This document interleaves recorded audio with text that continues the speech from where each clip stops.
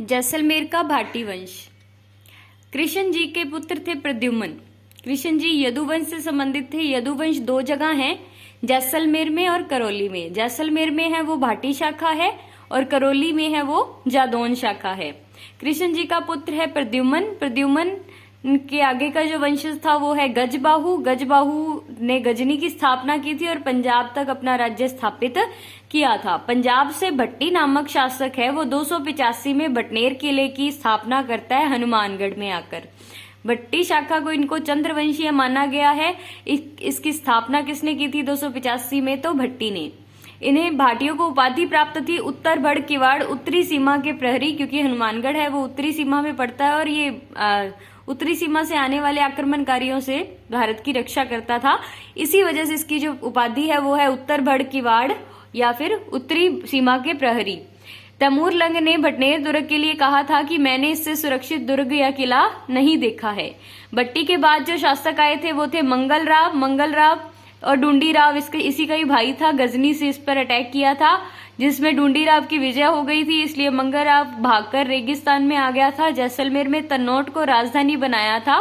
तन्नौट भाटियों की दूसरी राजधानी थी। फिर इसके बाद जो राजा आया था देवराज को रावल की उपाधि प्राप्त थी। इसने राजधानी पहले कुछ टाइम तक देरावल पाकिस्तान को बनाया था, उसके बाद लोद्रवा जैसलमेर को बनाया था। फिर आए थे राव जैसल, जिन्होंने 12 जुलाई 1155 में जैसलमेर की स्थापना की थी। जैसलमेर को राजधानी बनाया था।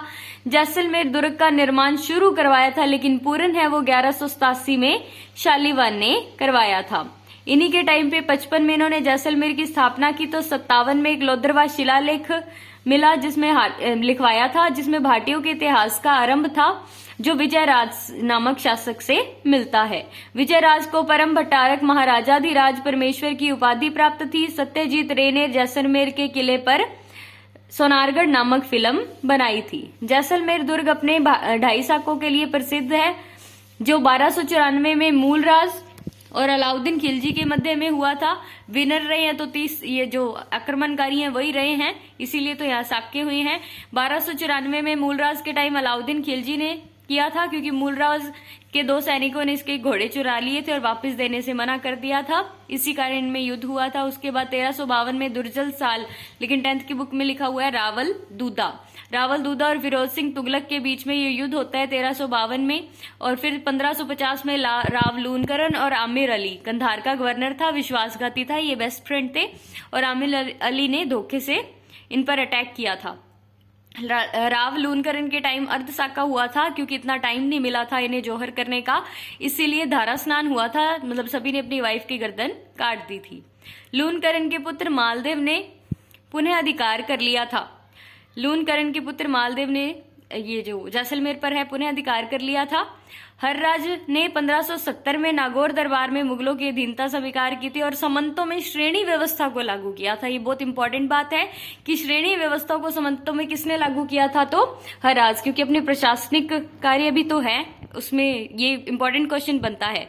अमरकाश नहर बनाकर सिंधु घाटी यानी पाकिस्तान का पानी जैसलमेर में पहुंचाया था। अक्षय सिंह ने जैसलमेर में अक्षयशाही मुद्रा का प्रचलन किया था। मूलराज सेकंड प्रधानमंत्री था। सालिम सिंह एक अत्याचारी प्रधानमंत्री था। यहाँ एक जैसलमेर की कुलधरा गांव में पुष्करना ब्राह्मणों की एक लड़की इसको पसंद आ गई थी और इन्होंने बोला था कि इंटरकास्ट मैरिज ये नहीं करेंगे, फिर भी ये बोला था कि मैं कल अपनी बारात लेके आऊंगा, इसलिए एक दिन में 83 गांव यहाँ से पलायन कर गए थे और कुलधरा गांव बिल्कुल खाली हो गया था। मूलराज सेकंड ने 1818 में अंग्रेजों से संधि की थी। फिर इसके बाद जो अंतिम राजा आता है भाटियों का वो है जवाहर सिंह। आधुनिक जैसलमेर का निर्माता कहते हैं। क्यों कहते हैं? क्योंकि इसने डाक तार और रेल व्यवस्था शुरू की थी। विडम पुस्तकालय का निर्माण किया था। एक साथ एक चीज और आएगी, वो आगे नीचे आएगी कि इसने एक महल बनाया था जो मोहनगढ़ दुर्ग बनाया था। लास्ट में जवाहर सिंह ने मोहनगढ़ दुर्ग का निर्माण किया था, जो भारत का अंतिम दुर्ग था।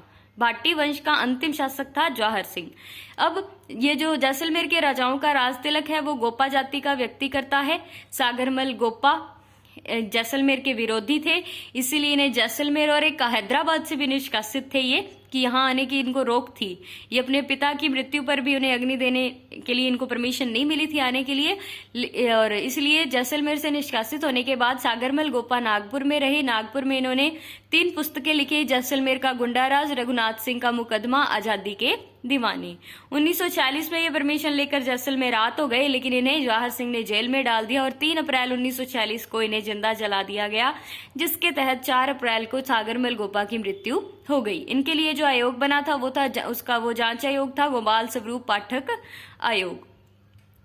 ये गोपाल स्वरूप पाठक आयोग है। ये अपने उपराष्ट्रपति थे इंदिरा गांधी जब अपनी प्रधानमंत्री थी। गिरधर सिंह आजादी के समय जैसलमेर का राजा था। तो ये था जैसलमेर का भाटी वंश। Thank you.